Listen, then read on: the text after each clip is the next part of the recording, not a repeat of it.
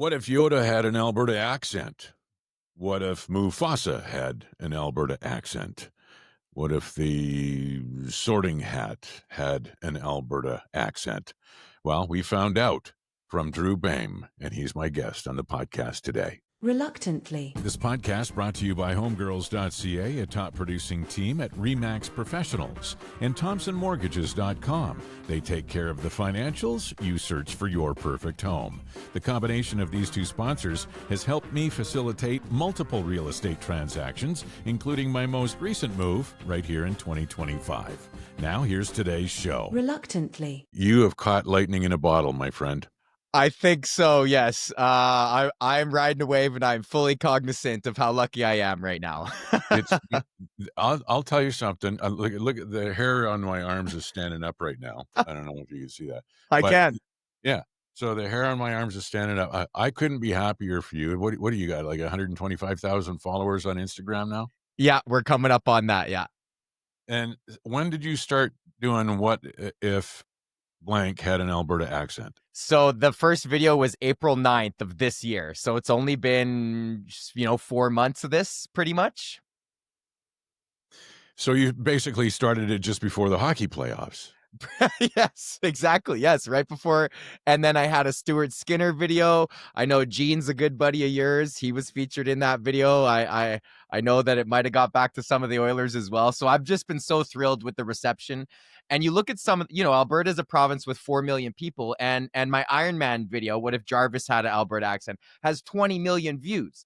So it's not necessarily, I think, about the Alberta per se, because, that's 5 times the population of the whole province. But it's more so just the lived experience of being a Canadian, I think, of going out there and it's winter, we're drinking, just that sort of lifestyle, I guess, I think is what it appeals to. And if ever I've heard an Alberta accent, just you talking is a fucking Alberta accent. Well, you've known me since I was 19 years old, Terry. I'm 36. I was a young, spry comic at the comic strip. And, I didn't book when I moved to Toronto 10 years ago. One thing my acting agent told me was that I need to change my voice. You're not going to book any national roles because you sound like you're from fucking the sticks, buddy. And I'm like, so I would try to do this accent or, this, but I decided, to kind of use it as my strength, right? Like to rather than a weakness, to kind of make it like a strength. And that's where the videos came from, I guess. I guess we should talk about the other thing that's happening. Is this going to be your first time headlining in your hometown? This is my first time headlining on a proper, I've headlined local shows before in the past, but this is really me, the comic strip, and Rick and Dino and Tammy giving me a shot at really coming in and headlining the strip. So, well, this is going to be great because so it's basically this Sunday, September 21st. yeah. Drew Behm is going to be your headliner at the comic strip. Tickets are at thecomicstrip.ca if there's any left. I'm not even sure. I didn't check. A couple. There's a few. I'd like to push it out to the sold out. We would have liked to add a second show. I think a lot of people, though, like I've been a stand-up comic. You've done this for 16 years. And I have just recently, like we can get into this later on in the interview, but I just kind of gave myself permission to be a content creator. And, as a radio industry guy as well myself too, even the name of your podcast, Terry, reluctantly. Terry Evans is reluctantly doing a podcast. And I was the same way with content creation. Fuck, man, I got to make a stupid Instagram video or I don't want to do that. That's not what I do. I'm an artist and my canvas is the stage, right? And same with you as a radio personality, the biggest radio personality Edmonton has ever seen.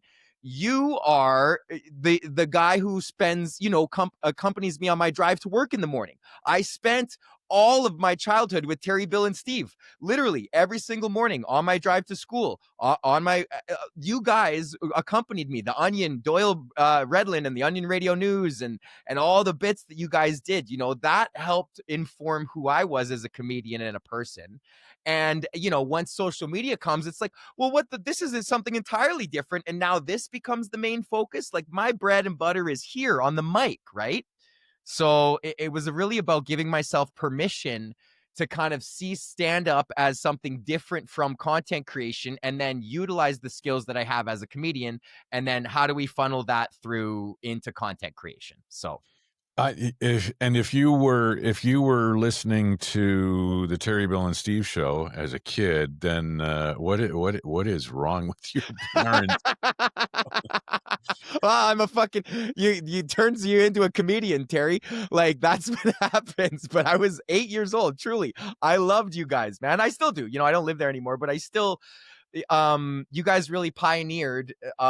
You did three guys laughing, but in a proper way. You know what I mean? It really felt like you were listening in on a conversation, that you were part of a real conversation, right? So when the world changes and Instagram and everything, it's kind of, we get the rug pulled out from under us, and you're like, well, this isn't what I do. Like, this isn't how why is this important, and blah blah blah blah blah. So it took a while, and now we're all here at the end. You've got a podcast, I'm an Instagram guy, you know what I mean? We all come around to it at the end, but it's hard. Yeah. So, well, and you think about it too, if you're referencing the Terry Bill and Steve show, the first incarnation of the Terry Bill and Steve show, we were on 99th Street, just south of 51st Avenue. Yeah. And so that would have been, I don't know, 2001, 2002. And that's when we tried our first hand at a podcast. And we Really? didn't know what it wasn't called a podcast yet, because I don't think the iPhone was out. Not until 2004, right? Yeah. So we were streaming live. We would finish the show at 9 o'clock in the morning, and then we would do the uncensored show. And we were able to do it for 55 minutes, and then we had to stop it because there was something happen that it would only go 55 minutes before it would record over top of itself or some such thing. Right. But Yeah. that was like one of the first. It was like the first podcast, Yeah. and we were doing it, and then we found out that there was 12 people listening, or could even fucking figure out the internet. And we thought, well, why are we bashing our brains over against the wall trying to figure this out for 12 people that are listening? Yeah. If we would have kept doing it at the time, and then who knows what would have happened. If we would have incorporated video, who knows what would have happened. But yeah, it's a thing. Like, actually, you talk about when we met. We've known each other 15 years. I think we first met when you were working at Axe Music. When You know what? It was even before that. Your son Riley was a drum instructor at Axe Music, and I think I had actually interviewed him or was a part of that process. So you know what? You're right. It was even before I was a stand-up comedian. I was working at Axe Music as a guitar instructor and a guitar salesman, and you're obviously had the blues band going, and Riley was such a good drummer, and yeah, that rest in peace, Axe Music. What an Edmonton institution, hey? You want to hear something weird? We Yeah. just moved into a new place in June 4th. We just moved into a new place in St. Albert and Heritage Lakes. So we just moved here, and we used to live on the same sort of a crescent kind of thing. We lived on Salisbury, and Rick Shermack lived on Sunset or whatever. I knew you. Yeah, I could walk to his place in literally 6 minutes. unbelievable. So I see on Instagram or on Facebook that he posts that he's moving out of his house. It's too big. He's downsizing and that sort of thing. And then we sort of did the same thing, except reverse. We found a nice place. We ended up moving into this place. He lives at the corner, like at the end of my cul-de-sac. I can walk to his place in 40 seconds. So that's Shermack from Axe Music. So Yeah. Well, that's like there's a tale as old as time. For every music store in Canada, you either close or stay open long enough to turn into a Long and McQuaid. no. So where are you living now? What do you do? Where the fuck are you? What Yeah, are you so I'm in Toronto. I moved out here in 2015. I'm just outside. So my wife is a teacher in Georgetown, which is a little suburb of Toronto, almost like the St. Albert of Edmonton, but just outside of Toronto. And yeah, I've been up here since 2015. We moved out here just after the pandemic, so 2022. And when the pandemic hit, I went back to school for radio broadcasting at Humber. I'd always been a fan of yours personally, Terry. I loved your program, and I always loved radio. I loved CKUA, and I just loved being around the studio, like watching when you guys moved to West Edmonton Mall.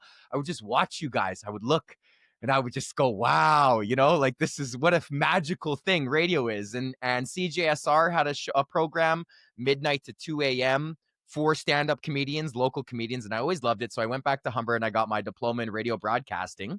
And then I had a decision to make. I'm 32 now. The pandemic is over. Do I stay on the road as a road dog, as this unknown headliner, or do I go hard on the radio industry? So I decided to do that, and I actually got my own afternoon show. I was syndicated across 4 networks, and like every good radio host, I got laid off.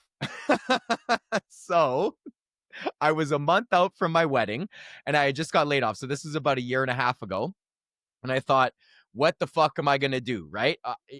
Now I'm back to square one. The pandemic has changed my industry entirely. I'm not famous on Instagram. All of this Instagram, TikTok, Reel, whatever is all popping off. I have no idea what the fuck I'm doing. So I thought I'll go back to school again. If the whole world is going back to video content creation, I went to George Brown and I took a certificate in video editing with Adobe Premieres. And I was like, I'm going to learn how to do this if this is what it takes. And finally, after, I somehow managed to talk my way into getting my job back. I have to do a little sales on the side now, but I still get to talk into the microphone for the most part. But I finally was looking and I'm like, okay, I have all these skills. I have my radio broadcasting. I have my digital video editing. I have a perspective, on my stand-up. And I was like, I saw this one video and it was a guy, he was doing, what if Darth Vader had an Indian accent? And he was a guy, Behm, he's from Ottawa. And I thought that's funny. I saw another video, was a girl doing, what if Arthur had a Toronto accent? I saw another guy, he did, what if Peppa Pig had a Newfoundland accent? And I thought, well, I've been told by my agent my whole life that, I sound Alberta, and I'm like, well, whatever. So the first thing that came to mind was the Hal. I love 2001: A Space Odyssey, and I was like, well, wouldn't that be funny if Hal was like your foreman, like, buddy, you're done for the day, like, fuck you, you're done. I recorded it in probably 5 minutes. I'm not kidding, Terry. It took me maybe 5-10 minutes. I used my skills, put it together, popped it up, and then in 3 hours, I had probably over 100,000 views, and within 24 hours it was at 1 million views. So I knew I had, like you said, lightning in a bottle, and instantly I just started cranking these videos out. Every form of media that I could think of, the moon landing, a soccer game, any pop. My favorite one that I've ever done is, what if the new Pope had an Alberta accent? So the new Pope came out, I was like, buddy, we're putting the Pope mobile up for sale on Kijiji, getting a fucking Ram, 3,500, and it just writes itself, because this is something that I would give to anyone listening to this podcast or watching this podcast, is that content has to be filtered through an identity marker, whether that's related to gender, race, sexuality, personal preferences, interests, hobbies. Everything that you post online has to be filtered through some sort of content filter. And for me, I just looked back to who I was. It's like The Alchemist. Have you ever read The Alchemist? I'm not gonna lie. Okay, that's fine. It's a book, but at the end, I won't spoil it, but at the end, it ends where it started. And for me, the success of my career literally came from just going back to who I was as a person and not trying to pretend to be anyone else other than who I am, which is a Northside Alberta boy. Like, this is who I am. Like, I'm fucking giving her. So are my buddies. We're showing up in the Ford F-350 and we're here to fucking give her, man. Like, that's... and that resonated with people, because I finally stopped hiding. I was so scared of, what people would think of me if I showed them the true version of myself, or what my parents might think, or anything like that. You know what I mean? But it turns out that when you're honest and you're true, and when you speak through your own personal identity markers, then people will resonate with it, whether they're from Alberta or not. I get messages from people in London and Sweden and Finland being like, buddy, I've never been to Alberta, but you're quite funny. I'm liking the accents. Yes, it's quite funny. You know what I mean? So, like, it's like a universal thing, right? Like, and I like to compare it to, like, rap. Kendrick Lamar. I'm not from Compton, you know what I mean? But I can understand and I appreciate the fact that these guys are telling their stories from their personal truths. You know what I mean? Which is, mine happens to be about fucking giving her and trucks and stuff, but that's what it is. And I can't pretend to be anything else other than I'm not. Reluctantly. This podcast is reluctantly sponsored by the real estate team of homegirls.ca, a top producing team at RE/MAX Professionals. If you are buying or selling in the Edmonton region, Shauna and Bonnie can handle everything. with strong industry connections to mortgage brokers, home inspectors, lawyers, and contractors to support every step of the process. The market is very active right now. We recently listed our home, again, and it went from MLS to closing conditions in 8 days. Now, of course, results may vary from property to property, but Shauna and Bonnie have been our trusted real estate advisors through buying and selling no less than 7 properties. I've recommended them to many friends who want real, relatable people with a personalized, hands-on approach. New home, investment, recreational, even commercial properties. Homegirls.ca is the website. Email info is right there, and the phone number is 780-517-HOME. Reluctantly. And you go literally from one extreme to the other. Like you talk about the Pope and selling the Pope mobile and getting a Ram 3500. But didn't you also do one? What if Terry from Terry and Diener had an Alberta accent? Doesn't he already have a fucking Alberta accent? Well, that was the thing. So Terry from Fubar, who I actually also named my dog after, which and you a little bit as well too, but he just posted, he goes, because I was going viral, right? So he posted a clip, what if Terry had an Alberta accent, and then they take a clip from Fubar completely unchanged. So it's like implying he already had the Alberta accent. And then he hit me up and he wanted to do a collab video, which for me, Terry, fucking Diener and Fubar, Terry and Diener from Fubar, like the first time I showed my wife that movie, she was like, did you just steal your entire personality from this movie? And I'm like, well, I watched it for the first time when I was 14. Like I fucking had no choice. Like this is who I was going to be. And they filmed it in Edmonton, like so much resonated. And now Diener and Terry are in my DM. We're talking all the time. We're chatting, and 14-year-old Drew would be shitting his fucking bricks to know that Terry and Diener are like close personal friends now. Like unbelievable.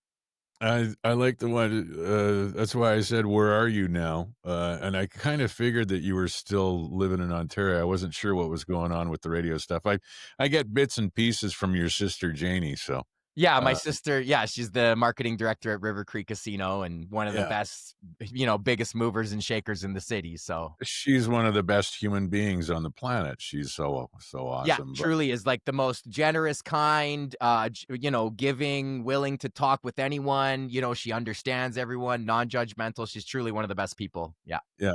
So I work closely with her through the playoffs and stuff, hosting all the games, and you get a little, little bits and pieces here and there about you and stuff. And I kind of heard that the radio thing had fallen out. So just you saying today that you're back, but being still in Ontario, the one that made me laugh was, and it actually was it an Alberta accent? I think it was just the fact that I have road rants too.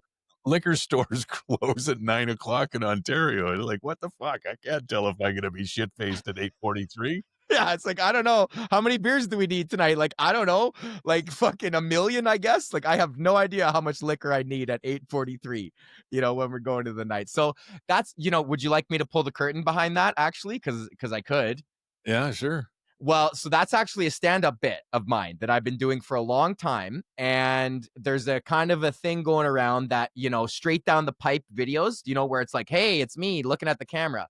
The algorithm really likes those. So I could post a stand-up clip and it may get, 10,000, 20,000 views. But if I take that same material and I repurpose it as the framing device of me just road ranting and being so mad about something I have to get off my chest, now all of a sudden the framing device allows it to get 1 million views.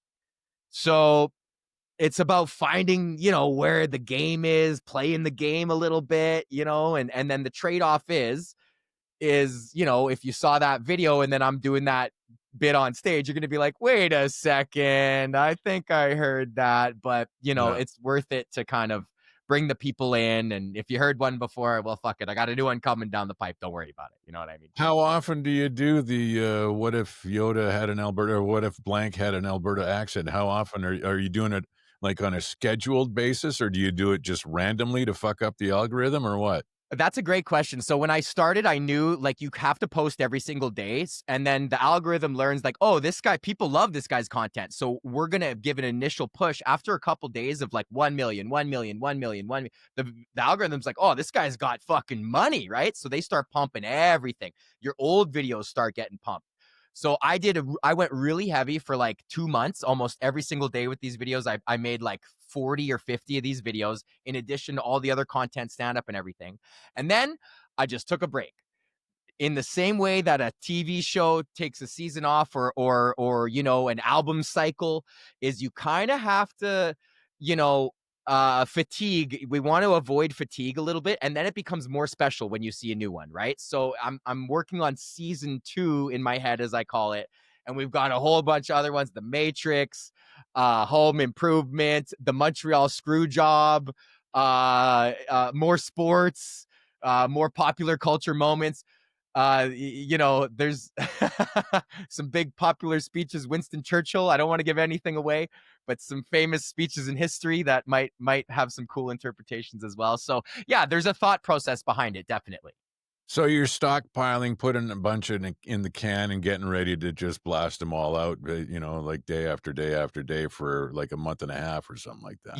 Yeah, pretty much run it on like a 6-week schedule, and then if I can, you know, in that interim build up the new stuff, and then you kind of keep it cycling. But I also had a baby on June 11th, so Yeah, can I say something about that before you carry on with yeah. it? Like, of all of the comics that I've met over the years, just since I've met you, okay, let's just say the last 15 years, of all the comics that I've met over the last 15 years, I've never been so afraid for a child.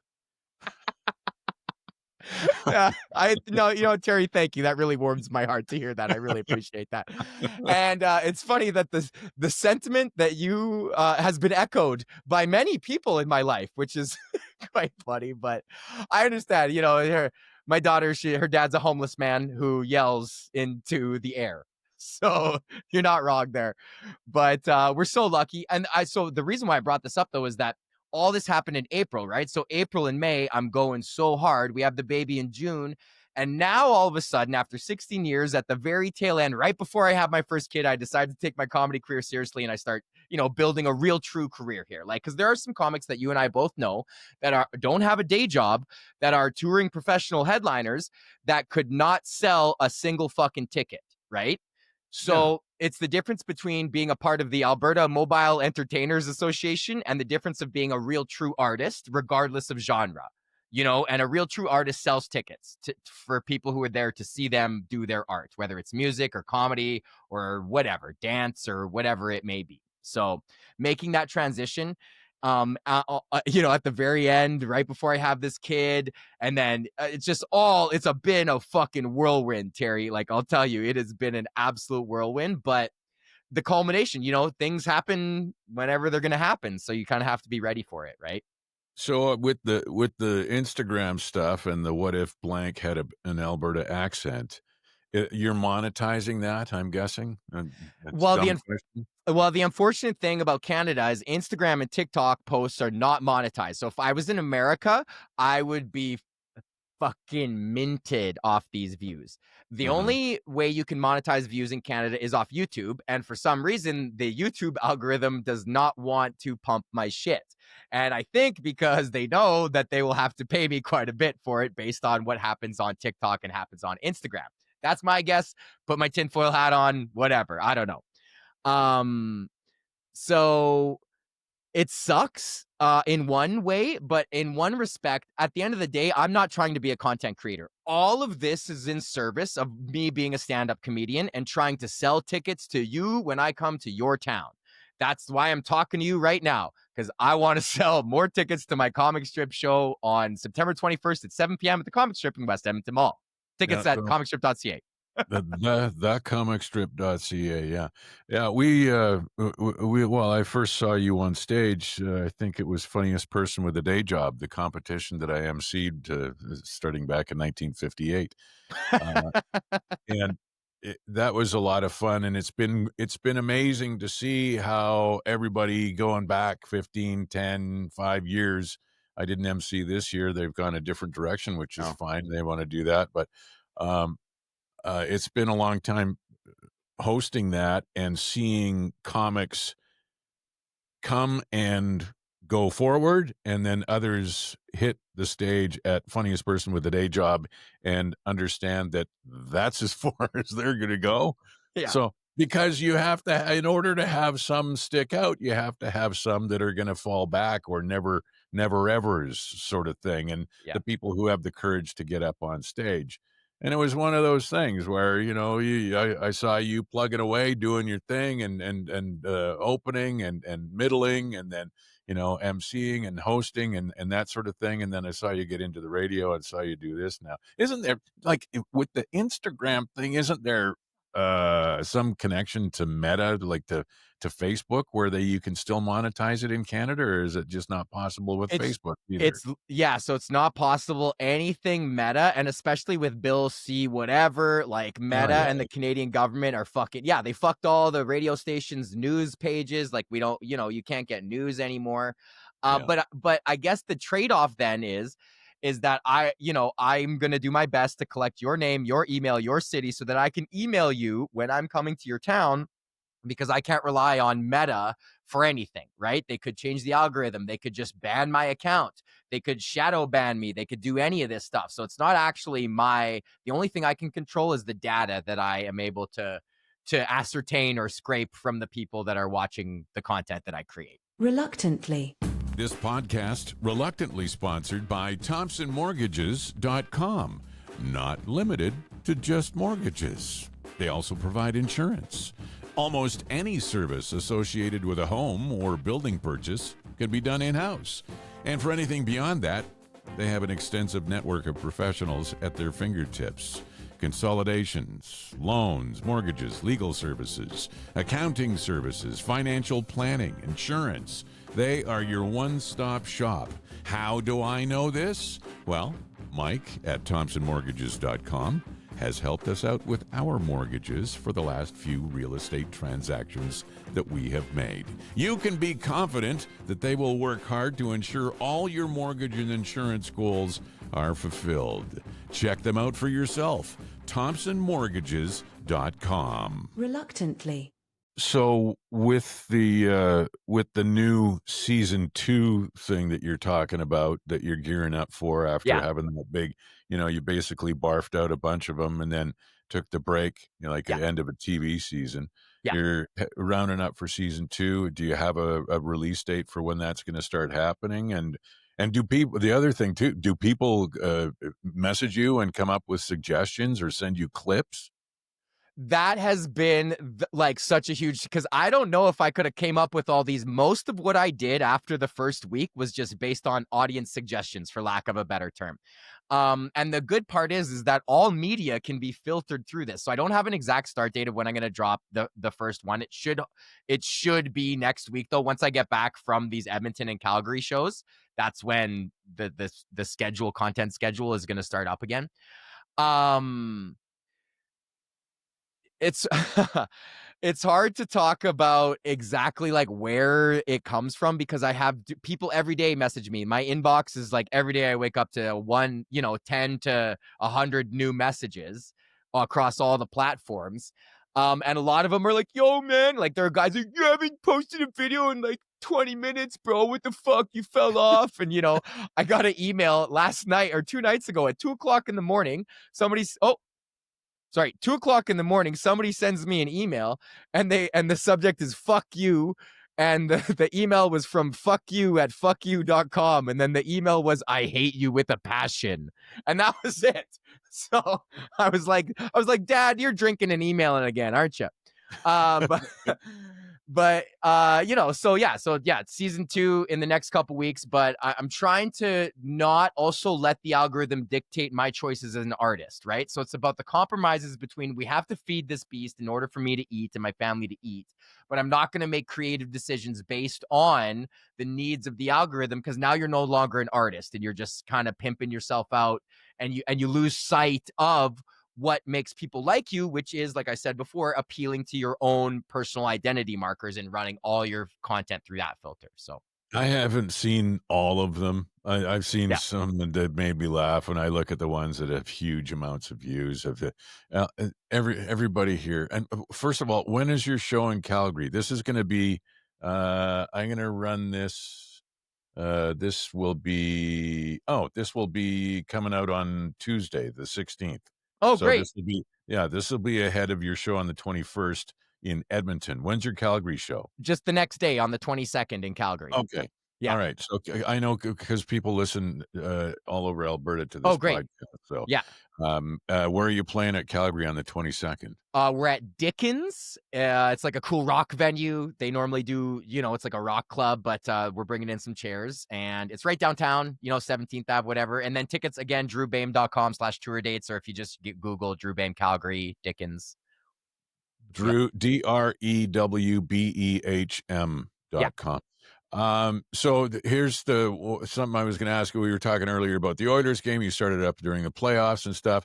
Alberta Edmonton is nutso for 50-50s. Are you doing you should incorporate 50-50 buyers into your Albertan accent? Oh my God. I'm so jealous because you can't buy them in Ontario, right? So I watched this jackpot climb to 3-4 million, and you go to the Leafs games and it's like, oh, the 50-50s at 80 grand. And you're like, go fuck yourself. Like, I'd spend money on it's $3 million at the Oilers game. Like, I thought this was Toronto. Like, you guys don't have money. It's not even the end of the first period. Yeah, and it's not even the end of the first, and we're at $3 million. So you guys pull up your fucking Finance Bay Street wallets here or something, because it's ridiculous, dude. But yeah. I would love. That's a great suggestion, and I take all suggestions. The suggestion box is open.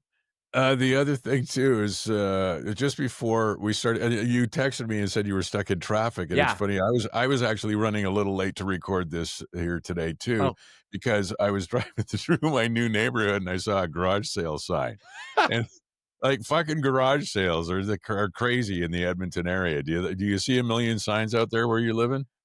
So I live in a suburb. So yes, garage sales every weekend, and that was one of my favorite parts about living in the north side. Is you could just cruise around on Sunday morning or Saturday morning, and you're gonna find a garage sale somewhere. Like you may find a old music player or records, or a guitar or something like that. Like, especially my neighborhood. I was in Highlands, north side, older neighborhood. People are dying out. Ukrainian babas are giving away their pierogi making gear. Like, you get your hands on some nice equipment here. You can buy something at a garage sale. You can fucking buy pierogies at a garage sale. Fucking actual, right in the tin, man. They're fucking solid. Yeah. You can buy pierogies and bacon on fucking Marketplace right now. You can. I went the garage sale I went to on the way home so that we could record this today. I stopped in there, and I actually, those big spiky things that you put a 4x4 into so you don't have to put concrete in the hole for your fence post. Yeah. I got 2 of those for $15. The guy was also selling fucking rhubarb. So I'm thinking, I got the pretty good deal on these fence spikes. Maybe I should get some rhubarb too. When I was a kid, I used to dip rhubarb in sugar and sit in my back porch. Yeah, back porch of Granny's place, just suck on rhubarb. Yeah, me too. Yeah, and we'd go roaming around the neighborhood in the back alleys to see who had the back alley rhubarb, and you snap off a free one. Fuck. And you watch it. If you keep going to garage sales now that you're a dad, and as your daughter gets older, she'll get to the age where, Daddy, what's this? Daddy, what's that? It's going to be a million questions until she's about 12. Then she'll know everything, and you won't know fuck all. Yeah. Come back around. And then after she's 14, she'll never want to have anything to do with you until she's about 21. Then she'll want to be with you all the time. Yeah. But that's the period when you go to a garage sale and you see those old Spalding left-handed women's golf clubs from 1958, and you think to yourself, you know what? I don't have any use for those as an actual sport, but I could lop the head off and use it as tomato steaks. Because you'll start thinking that way. Like that. Believe me, my daughter's 25. She just turned 25, and I'm thinking that kind of shit already because I got my dad's genes in me. Well, actually, I follow your daughter. Congratulations to her. She's the #1 bartender in the world. in Canada. In Canada. She won Yeah. Canada's. So I actually wanted to talk to you about that. How the fuck do you even get involved? What is that? You don't short pour? How do you become the #1 bartender? Is it flair? It's not flair bartending, right? It's actual Well, mixology, or no, what's the it's not flair bartending like Tom Cruise in right? Cocktail or anything Yeah. like that. It's mixology, and it's like everybody, people make a screwdriver and a rum and coke. They think they're a bartender. Ooh, here's a Caesar. Oh yeah, I'm a fucking bartender. Yeah, I put a bean in it. There's a bean in there. I'm a bartender. Fuck you. You are not. That's what I used to think too. But my daughter is now like, I mean, she's cooking up shit, and like she actually sent us a video where actually I don't know if I can say anything about this because she competes for the Diageo World Class Global Bartender of the Year, and it's Wow. happening on like the 30th, 1st, and 2nd of October. So I can't, I want to tell you what like. Yeah, don't The spoil it, stuff. but it's I guess I understand. It's like a recipe contest, almost like a chef. Like this is about what you're coming up with and how you put it together, right? Yeah. Okay. So old fashions, Negronis. Yeah, Like the people invented those drinks. Well, right. she invents drinks, and one of the best things that you can have as one of these mixologists is to have your drink that you invented Yeah, on a drink program or a menu at a high-end cocktail bar. So right. that's what she does. And there's bartenders from 60 countries coming in. Kate's representing Canada as the world-class Canadian Bartender of the Wow. Year.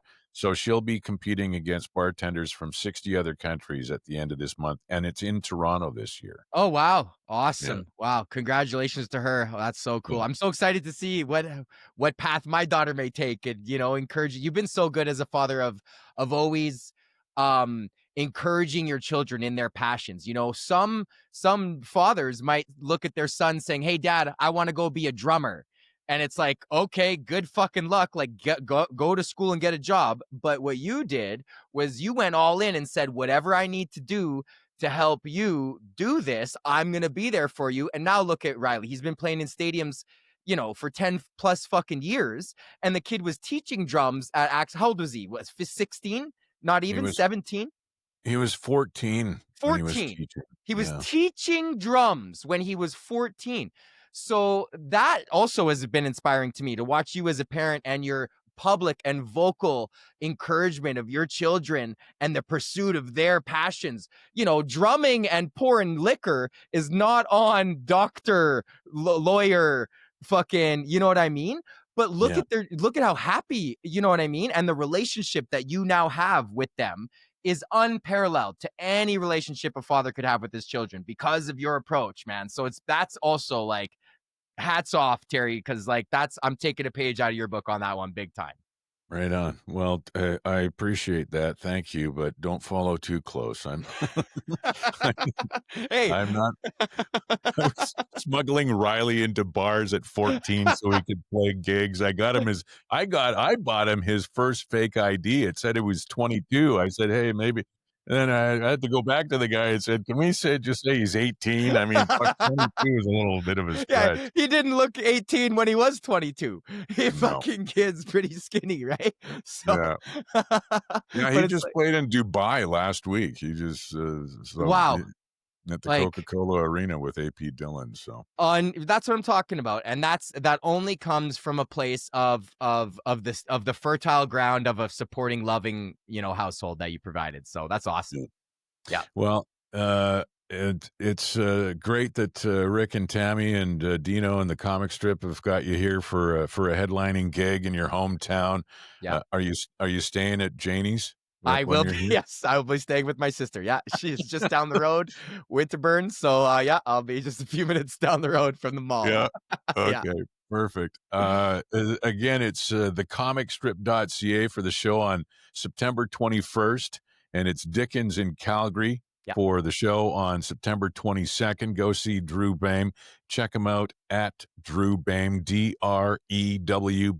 DrewBehm, and see all his what if blank had an Alberta accent.